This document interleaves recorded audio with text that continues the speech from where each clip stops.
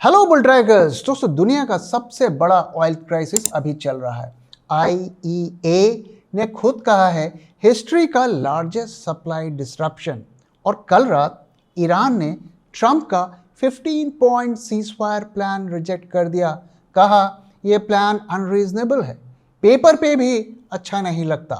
मतलब वॉर और लंबी चलेगी, ऑयल $100 के ऊपर रहने वाला है और इंडिया जो अपना 85% क्रूड इंपोर्ट करता है उसकी इकॉनमी पे एक डबल वैमी चल रहा है जो बहुत कम लोग समझ रहे हैं। आज मैं आपको दिखाऊंगा ईरान ने क्या रिजेक्ट किया, क्या मांगा, इसका इंडिया पे क्या इम्पैक्ट पड़ रहा है, आरबीआई 2 लाख करोड़ कैसे जला रहा है रुपया को बचाने के लिए, और सबसे इंपॉर्टेंट, क्या रुपया सच में 100 को टच कर सकता है।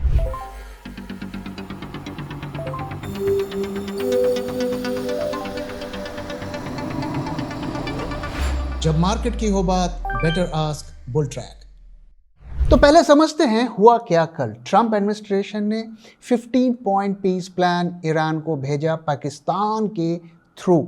इजराइल के चैनल 12 ने पहले डिटेल्स लीक किया, फिर एसोसिएट प्रेस, न्यूयॉर्क टाइम्स और अल जजीरा ने इसे कंफर्म किया। इस प्लान में ब्रॉडली क्या पॉइंट्स थे मैं आपके साथ शेयर करता हूं। पहला, 30 दिन का सीज फायर दोनों साइड्स नेगोशिएट करेंगे। दूसरा, ईरान अपनी न्यूक्लियर फैसिलिटीज को डिसमेंटल करेगा। तीसरा, न्यूक्लियर वेपन्स कभी नहीं बनाएगा ईरान। चौथा, सारा एनरिच्ड यूरेनियम आईएईए को हैंडओवर किया जाएगा। पांचवा, आईएईए को फुल मॉनिटरिंग एक्सेस देगा ईरान। छठवां, मिसाइल्स पे लिमिट लगाए जाएंगे जो ईरान बना सकता है। सातवां, regional proxy support to Hezbollah और हुतीस को ईरान बंद करेगा। आठवां, स्ट्रेट ऑफ हॉर्मुज को खोला जाएगा पूरी तरीके से। और नौवां, ईरान के ऊपर जो सैंक्शंस लगे हैं उसे फेस्ड मैनर पे धीरे धीरे हटाया जाएगा। ट्रंप ने कहा they are talking to us, they are talking sense. यहां तक कहा कि ईरान डील करना चाहता है सो बैडली, बट उसे डर लग रहा है। लेकिन ईरान का रिस्पॉन्स बिल्कुल उल्टा। Iranian straight broadcaster press TV ने एक एनोनिमस सीनियर ऑफिशियल्स को कोट किया, this plan is extremely unreasonable. एक डिप्लोमेटिक सोर्स ने अल जजीरा को कहा it is not beautiful even on paper. और फिर ईरान ने अपना काउंटर प्रपोजल दिया, 5 कंडीशंस इंपोज की। पहला, यूएस इजराइल के अटैक्स और असैसिनेशंस तुरंत बंद हो। दूसरा, गारंटी मैकेनिज्म कि दोबारा ये लड़ाई नहीं होगी। तीसरा, वॉर का खर्चा जो डैमेज हुआ है वो यूएस से पे करेगा। चौथा, हिजबुल्लाह और इराक मिलिशिया पे अटैक्स बंद हों। और पांचवा, स्ट्रेट ऑफ हॉर्मुज पे ईरान की सॉवरेनिटी को इंटरनेशनल रिकॉग्निशन मिले। ये दोनों पोजीशंस को अगर आप देखें इतनी दूर हैं एक दूसरे से कि ये शॉर्ट टर्म में डील का कोई रियलिस्टिक चांस नहीं दिखा रहा। और सबसे डरावना और स्कैरी पार्ट क्या है, ईरान का मिलिट्री स्पोक्सपर्सन ने लाइव टीवी पे कहा अपनी हार को एग्रीमेंट मत बुलाओ, you will never see farmer energy prices again until you understand stability in this region is guaranteed by our armed forces। मतलब हॉर्मुज जल्दी खुलने वाला नहीं है। अब बात करते हैं ऑयल के बारे में। अब नंबर्स को देखते हैं। 28 फरवरी को जब वॉर शुरू हुआ, ब्रेंट क्रूड $63 के आसपास था। उसके बाद से 4 मार्च को स्ट्रेट ऑफ हॉर्मुज कंप्लीटली बंद हो गया। 9 मार्च ब्रेंट $94 पे पहुंच गया। 28 मार्च को पीक टच किया 110 से $120 के बीच में। 23 मार्च को थोड़ा गिरा, सीज फायर होप्स पे 96 के आसपास आया। और 25 मार्च को सीज फायर रिजेक्शन के बाद फिर से ब्रेंट क्रूड 100 के ऊपर चला गया। वॉर के बाद से क्रूड में 45 to 50% प्राइजेस ऊपर गए हैं। आईईए ने इसीलिए कहा यह हिस्ट्री का सबसे बड़ा ऑयल सप्लाई डिसरप्शन है। Gulf production 10 million barrels per day कम हुआ है। 3000 से ज़्यादा शिप्स मिडिल ईस्ट में फंसे हुए हैं। गोल्डमैन सैक्स ने कहा है अभी मार्केट जियोपॉलिटिकल रिस्क प्रीमियम पे ट्रेड कर रहा है। और समझिए ये सिर्फ ऑयल की बात नहीं है, इस ट्रेड से दुनिया का 20% से ज़्यादा ऑयल और एलएनजी वॉल्यूम जाता है। कतार एनर्जी ने अपने सभी कॉन्ट्रैक्ट्स पे फोर्स मैज्योर डिक्लेयर कर दिया है, मतलब हम डिलीवर नहीं कर सकते, ये हमारे कंट्रोल के बाहर है। अब आता है असली मसला, इंडिया पे क्या इम्पैक्ट पड़ रहा है। और यहाँ पे एक कॉन्सेप्ट समझना ज़रूरी है जो मैं डबल वैमी बोलता हूँ। वैमी नंबर 1, ऑयल का इंपोर्ट बिल। इंडिया अपना 85 to 88% क्रूड ऑयल इंपोर्ट करता है गल्फ रीजन से, 40% क्रूड वहाँ से आता है। एलपीजी 91% गल्फ से आता है। एलएनजी 50% से ज़्यादा कतार से आता है। जब क्रूड $63 से $100 पे जाता है, हमारा इंपोर्ट बिल एस्ट्रोनॉमिकली बढ़ जाता है। वैमी नंबर 2, रुपया का क्रैश होना। ऑयल डॉलर्स में ट्रेड होता है। जब ऑयल महंगा होता है, इंडिया को ज़्यादा डॉलर पे करने होते हैं। ज़्यादा dollar demand is equal to कमज़ोर रुपया, और जब रुपया कमज़ोर होता है, वही महंगा ऑयल और बड़ा महंगा हो जाता है अगर आप रुपीस में कन्वर्ट करें। सिंपल मैथ को समझते हैं। प्री वॉर क्रूड का रेट 63 बैरल था, रुपया 87 था, यानी कि पर बैरल 5481 रुपीज हम पे करते थे। आज $100 पे ऑयल ट्रेड हो रहा है, 94 पे रुपया हो रहा है, यानी कि 9400 पर बैरल हम पे कर रहे हैं। मतलब रुपीस में ऑयल लगभग 71% महंगा हुआ है, जबकि डॉलर में 50% का प्राइस का इंपैक्ट हुआ है। ये है डबल वैमी। डॉलर में 50% ऊपर, लेकिन रुपया में 71% ऊपर, क्योंकि रुपया भी काफ़ी ज़्यादा गिर गया है।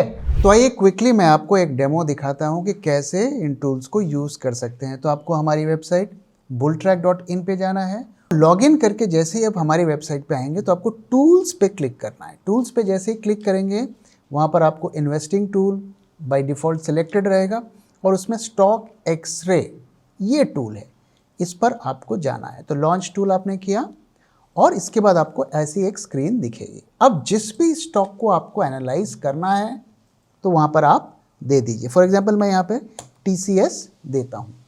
तो TCS जैसे ही मैं आपको देता हूँ तो इसमें बहुत सारी चीज़ें आपको दिखेंगी, लेकिन आपको जो चीज़ सबसे इम्पॉर्टेंट देखनी है वो ये है कि इसका फाइनेंशियल स्कोर क्या है।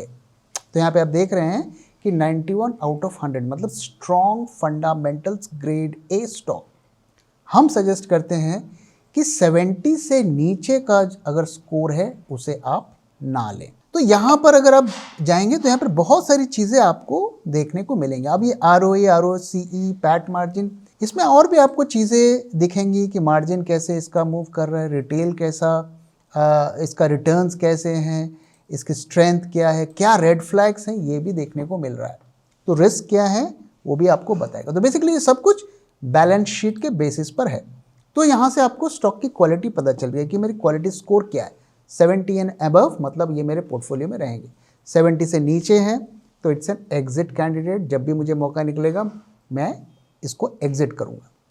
और दूसरी चीज़ जो है कि इसकी वैल्यू क्या है। तो इसकी वैल्यू अगर आप देखिए तो ये है 2953, ये इसकी वैल्यू है। मतलब कि इस वक्त अगर आप TCS का स्टॉक देखेंगे तो वो अंडर वैल्यूड है।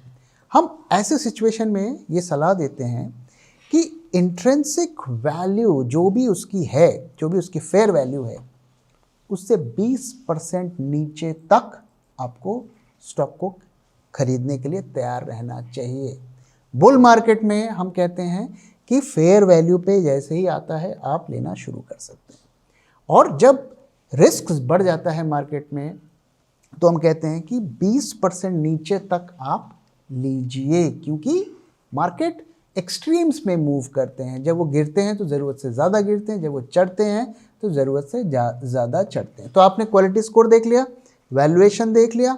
अब जब आप ये चेक करके पोजीशंस को बनाएंगे तो आप कॉन्फिडेंटली इसको होल्ड कर सकते हैं। अब ऐसा हो सकता है कि पूरा बाजार गिरे और ये स्टॉक और भी ज़्यादा गिरे, ये हो सकता है, इसको हम अवॉइड नहीं कर सकते, लेकिन कम से कम हमें ये पता है कि ये इस मंदी को सरवाइव कर लेगी। क्यों? क्योंकि इसकी बैलेंस शीट अच्छी है।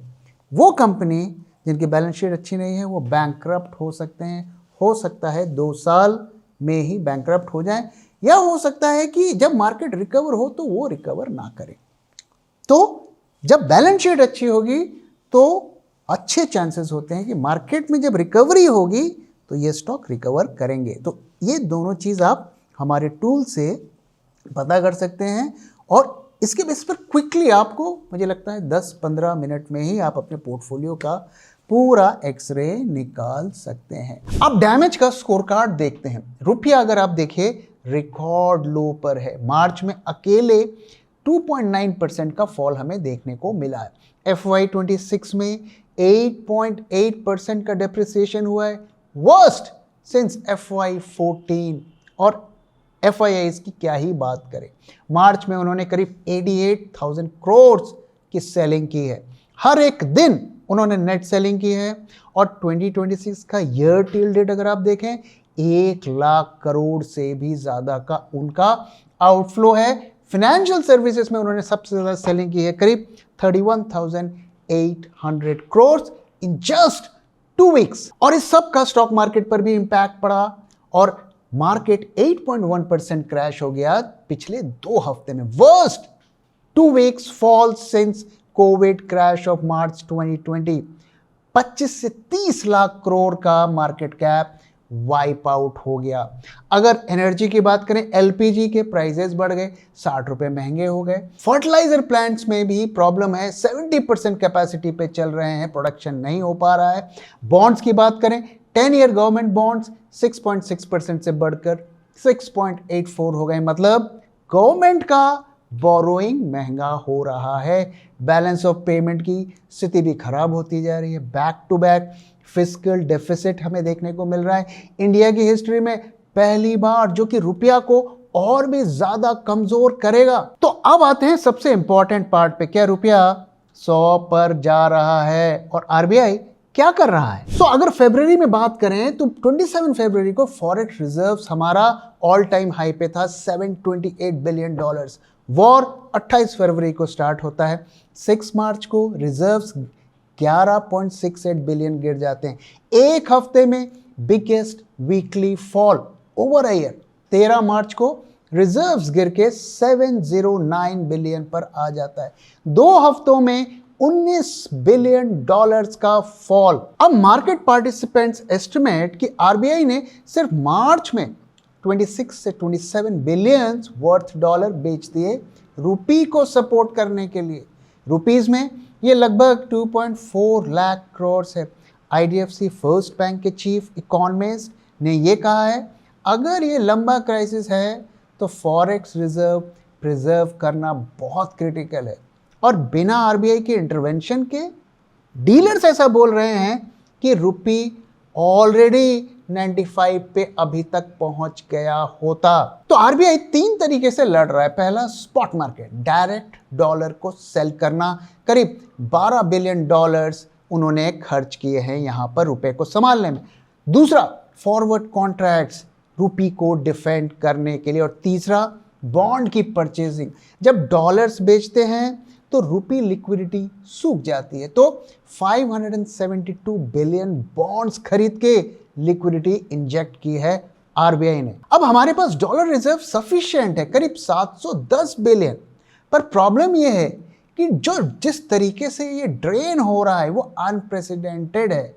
X RBI deputy governor Michael Patra ने रिसेंटली कहा, इंडिया को 1 ट्रिलियन फॉरेक्स रिजर्व चाहिए स्टेबल रहने के लिए। उनके मुताबिक $350 बिलियन एक साल में डेट ऑब्लिगेशन कवर करने के लिए चाहिए और $650 बिलियन अगर FPI कैपिटल का एक्सोडस हो तो उसे बचाने के लिए। हम अभी $710 बिलियन पे हैं और टारगेट हमारा $1 ट्रिलियन का है, तो $290 बिलियन का गैप है और ड्रेनिंग लगातार हो रही। इसलिए ये जो एफपीआई की सेलिंग है, ये मार्केट और हमारे इकोनॉमी और हमारी करेंसी के लिए बहुत ही ज्यादा खतरनाक साबित होती हुई दिख रही है। अब सबसे क्रिटिकल सवाल, क्या रुपया सच में $100 को क्रॉस कर सकता है? MUFG बैंक, जो दुनिया के टॉप फॉरेक्स रिसर्च हाउसेस में से एक है, उन्होंने 3 सिनेरियोज हमसे शेयर किए हैं। पहला, नंबर 1, अगर डी एस्केलेशन हो जाता है, ऑयल $80 पे आ जाएगा बाई Q3 2026, रुपया 93.50 के आसपास सेटल हो जाएगा बाई दिसंबर, और इसकी पॉसिबिलिटी अब ऑलमोस्ट जीरो है क्योंकि सीज फायर पूरी तरीके से रिजेक्ट हो गया। Scenario number 2, prolong war, oil 100 से ऊपर सस्टेन होता है, जो कि हो रहा है, और इस केस में USD INR 95 से ऊपर चला जाएगा, और ये सिनेरियो मोस्ट लाइकली है।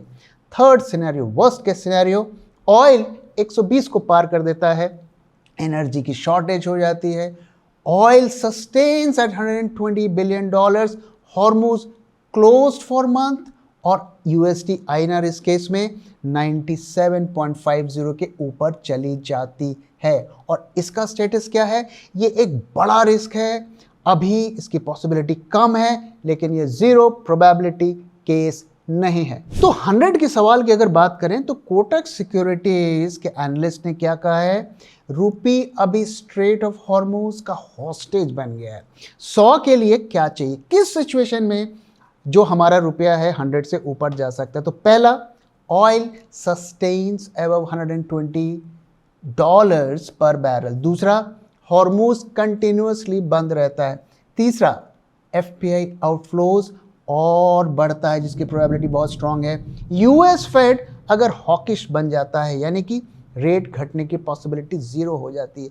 इंडिया का स्ट्रैटेजिक पेट्रोलियम रिजर्व 25 दिन का है, वो खत्म हो जाता है, और ये सब अगर एक साथ हो तो रुपया का 100 पे जाना पॉसिबल है। बट मोस्ट एनालिस्ट का व्यू ये है कि आरबीआई के पास एनफ एम्युनिशन है 95 to 97 जोन पे डिफेंड करने के लिए। आरबीआई ने खुद कहा है रिजर्व्स एडिक्वेट हैं एक्सटर्नल शॉक्स कुशन करने के लिए, पर, और ये बड़ा पर है, अगर वॉर 2 से 3 महीने और चलते हैं तो आरबीआई के रिजर्व्स 50 to 60 बिलियन और गिर सकती है, तब इक्वेशंस चेंज हो जाएंगे।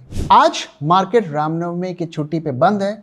कल जब मार्केट खुलेगा, कल रात की cease fire rejection plus fresh missile strike का प्राइस इन वहां पर होगा। 25 मार्च को निफ्टी ने करीब 1.7% ऊपर गया था सीज फायर की होप पे। अब वो होप टूटने के बाद प्रॉफिट बुकिंग और वॉलेटिलिटी को एक्सपेक्ट करें। तो ओवरऑल पिक्चर ये है कि वॉर जल्दी खत्म नहीं हो रही। ईरान का सीज फायर रिजेक्शन एक क्लियर सिग्नल है। ऑयल एलिवेटेड रहने वाला है, आरबीआई लड़ रहा है, पर लड़ाई महंगी है। 2 लाख करोड़ ऑलरेडी आरबीआई जला चुका है। रुपया 100 अभी मोस्ट लाइकली नहीं जाएगा, but 95 to 97 zone absolutely possible है अगर सिचुएशन 2 से 3 महीने और चले। इंडियन इन्वेस्टर्स के लिए ये सावधान रहने का टाइम है। पोर्टफोलियो में डिफेंसिव स्टॉक्स को का वेट बढ़ाएं और कैश का थोड़ा बफर रखें। तो दोस्तों, इसी के साथ इस वीडियो को मैं यहाँ पे ख़त्म कर रहा हूँ। वीडियो कैसा लगा जरूर बताइएगा, और आपको क्या लगता है कि रुपया 100 को पार कर सकता है इस साल? अपना फीडबैक शेयर करना मत भूलिएगा। Thank you very much for watching. Thank you for your time.